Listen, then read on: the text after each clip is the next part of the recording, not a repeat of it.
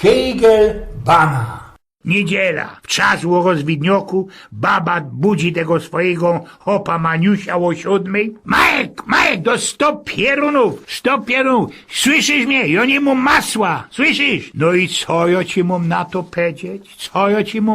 Ale oblikaj się i gzuj wartko do sklepu. Ale ja przecań blank nie markuja, kaj we sklepie jest dioseckie masło, szpekuluje Maniuś. Jak zawdy nilza mu było zrobić coś dla swojej baby. Wleziesz, hopie, rań, naprociw kasy są kilszranki. We pierwszym jest mleko, juzaj we drugim jest isto masło. Deptej, Maniuś! Maniuś wstał, oblik się, poszł do sklepu, przelos wiele kasów, podlos ku kilszrankowi, wyjmnął te masło i poszł zapłacić. A na tej kasie robiła ci tako 100 pieruńsko gryfno dziołcha. Maniuś dziebko z nią tak połosprawiał, coś ich poszpasował i osta szykownictofela poszlagowała mu, co by poszli do niej do chałupy. Poszli. Deczko tam Maniuś z nią we prykolu powyrobił. Po jakimś libeźnym, huczliwym popołudniu Maniuś się obudził, gawcy na wekę, a sam ci już pizło 8 na odwieczesz. Wyfuknął wartko ci z tego prykola i go do tej fajnisty dziołchy. Ty można mułka.